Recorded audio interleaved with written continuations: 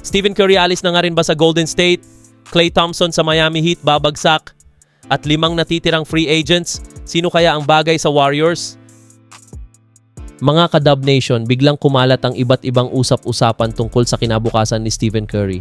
May mga nagsasabing baka humiling siya ng trade habang ang iba naman ay inuugnay siya sa San Antonio Spurs, Boston Celtics at Dallas Mavericks.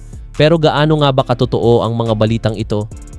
Matapos piliin ni LeBron James ang Philadelphia 76ers, maraming fans ang nagsimulang magtanong kung ano na ang susunod na hakbang ng Golden State Warriors. Dahil dito, mabilis na kumalat sa social media at maging sa Google search trends ang mga tanong kung lilipat ba si Curry sa San Antonio Spurs, Boston Celtics, Dallas Mavericks. Ngunit ayon sa artikulo, ang karamihan sa mga usaping ito ay nagmumula lamang sa mga fan discussions, prediction markets, at social media speculation, hindi sa mga opisyal na ulat.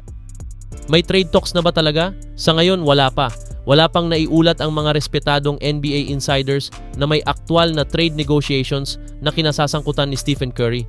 Bagamat gusto pa ring maging kompetitibo ni Curry sa huling bahagi ng kanyang NBA career, kilala rin siyang isa sa pinaka-loyal na superstar sa liga matapos gugulin ang buong karera niya sa Golden State. Ayon sa artikulo, malaking bagay ang kailangang mangyari bago niya maisip na umalis sa Warriors. Posible bang magbago ang sitwasyon? Hindi naman ito imposibleng mangyari sa hinaharap. Kung sakaling hindi maging maganda ang takbo ng Warriors ngayong season, maaaring magkaroon ng mas maraming usapan pagdating ng trade deadline. Ngunit sa ngayon, halos walang indikasyon na itatrade siya bago magsimula ang season. Sa halip na pag-usapan ang posibleng pag-alis ni Stephen Curry, ang mas malaking prioridad ng Warriors ay ang pagpapabalik sa magandang kondisyon ni Jimmy Butler. Umaasa ang koponan na makakabalik si Butler sa ikalawang bahagi ng season matapos ang kanyang ACL injury at makakatulong siyang gawing mas kompetitibo ang Warriors. Dagdag pa rito, nananatili ring head coach si Steve Kerr. Dahil sa matagal na nilang samahan at sa tagumpay na kanilang pinagsaluhan, maraming naniniwalang mahirap isipin na makikita si Curry sa ibang jersey anumang oras sa lalong madaling panahon. Ang pinaka-importanting takeaway ay bagamat patuloy ang pagkalat ng mga trade rumors na inuugnay si Stephen Curry sa Spurs, Celtics at Mavericks, wala pang anumang konkretong ulat na sumusuporta sa mga ito. Sa ngayon, ang pinakamalamang na mangyari ay magsisimula pa rin si Stephen Curry sa opening night bilang miyembro ng Golden State Warriors. Maaaring magbago ang sitwasyon depende sa magiging resulta ng season, ngunit sa kasalukuyan, ang lahat ng usapan tungkol sa pag-alis ni Curry ay nananatiling espekulasyon lamang at hindi pa batay sa opisyal o mapagkakatiwalaang impormasyon. At ngayon, habang unti-unti nang nauubos ang mga natitirang free agents, may 5 pangalan na maaaring targetin ng Warriors upang palakasin pa ang kanilang roster bago magsimula ang bagong NBA season. 1. DeMar DeRozan. Isa sa pinakamalaking pangalan na available pa sa free agency ay si DeMar DeRozan. Matagal na siyang inuugnay sa Golden State Warriors dahil kailangan ng koponan ng isang veteranong scorer na kayang gumawa ng puntos sa half-court offense. Kung pipiliin ni DeRozan ang Warriors, maaari siyang maging isa sa pangunahing offensive options ni Stephen Curry. Ngunit ayon sa ulat, kung ang pangunahing hangarin ni DeRozan ay ang agarang pagkakataong manalo ng kampyonato, maaari rin niyang pag-isipan ng ibang contenders tulad ng Miami Heat. 2. Brandon Williams. Isa pang pangalan na lumulutang ay si Brandon Williams. Nakikita siyang posibleng maging backup point guard at maaaring maging upgrade kumpara sa naging depth ng Warriors noong nakaraang season. May kakayahan siyang umatake papunta sa rim at mahusay siyang magtapos sa ilalim ng basket. Gayunpaman, ang pinakamalaking kahinaan niya ay ang kanyang 3-point shooting.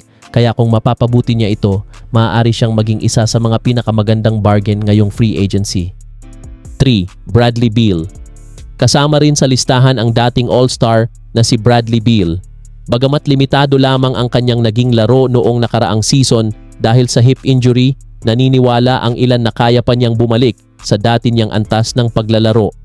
Kung sakaling hindi makuha ng Warriors si DeRozan, maaaring si Beal ang maging alternatibong scorer na kanilang habulin.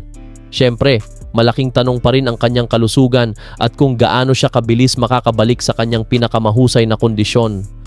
4. Gary Payton II. Hindi rin nawawala sa usapan ang pagbabalik ni Gary Payton II. Malaki ang naitulong niya sa Warriors nung nakaraang season bilang energy player at mahusay na defender. Bagamat may limitasyon siya sa outside shooting, nananatili siyang paborito ng coaching staff dahil sa kanyang depensa, hustle at chemistry kasama sina Stephen Curry at Draymond Green. Ayon sa mga ulat, posible siyang bumalik sa Warriors sa isang 1-year veteran minimum contract. 5. Kelly Olynyk. Isa pang veteranong maaaring pagpilian ng Warriors ay si Kelly Olynyk. Isa siyang center na kayang tumira mula sa labas, mahusay magpasa at bagay sa motion offense ni Steve Kerr. Gayunpaman sa edad na 35, may mga nagsasabing mas dapat unahin ng Warriors ang mas batang mga manlalaro kaysa magdagdag pa ng isa pang veterano. Kung kukuha man sila ng isang veteran, mas gusto ng marami na ito ay isang player na may malaking papel sa rotation, hindi lamang pangdagdag sa depth. Sa ngayon, wala pang opisyal na kasunduan sa alinman sa kanila, ngunit habang papalapit ang training camp, posibleng magkaroon pa ng mahahalagang galaw ang Warriors upang mapalakas ang kanilang lineup para sa susunod na NBA season. At ngayon, matapos piliin ni LeBron James ang Philadelphia 76ers, nagsimulang ituon ng Miami Heat ang kanilang pansin sa iba pang veteranong stars na maaaring makatulong sa kanilang championship aspirations. Ayon sa ulat ng Miami Herald, matagal nang may interes ang Heat na kunin si Klay Thompson at ang interes na ito ay nariyan kahit pa hindi sumali si LeBron sa Miami. Bagamat hindi na siya ang dating all-star na kilala ng lahat, nananatili pa ring isa si Klay Thompson sa pinakamahusay na 3-point shooters sa NBA. Sa edad na 36, may kakayahan pa rin siyang magbigay ng spacing at malaking tulong sa opensa. Kung totoo mang mabuo ang tambalan ni Giannis Antetokounmpo, Bam Adebayo at Klay Thompson, magiging mas mapanganib ang Miami dahil magkakaroon sila ng elite floor spacer na makakapagbukas ng opensa. May deal na ba? Sa ngayon wala pa. Wala pang opisyal na kasunduan o anunsyo na nagsasabing lilipat si Klay Thompson sa Miami Heat. Ang mayroon pa lamang ay mga ulat na nagsasabing kabilang siya sa mga pangunahing target ng Heat habang naghahanap sila ng karagdagang tulong para sa kanilang roster. Ang pinakaimportanteng takeaway bagamat nabigo ang Miami Heat na makuha si LeBron James, hindi pa rin sila tumitigil sa paghahanap ng isa pang malaking pangalan. Isa sa mga pangunahing target nila ay si Klay Thompson, ngunit hanggang sa kasalukuyan ay wala pang opisyal na kasunduan. Kasama rin sa mga pinagpipilian ng Heat sina DeMar DeRozan at Bradley Beal habang patuloy nilang binubuo ang roster para sa susunod na NBA season. Mga ka-NBA, ano ang masasabi ninyo? Sa tingin ba ninyo bagay si Klay Thompson sa Miami Heat? O mas makabubuti kung manatili na lamang siya sa Dallas o maghanap ng ibang koponan? I-comment ang inyong opinyon. At yan ang mahahalagang balita ngayong araw. Like, subscribe at click ang notification bell. Peace out!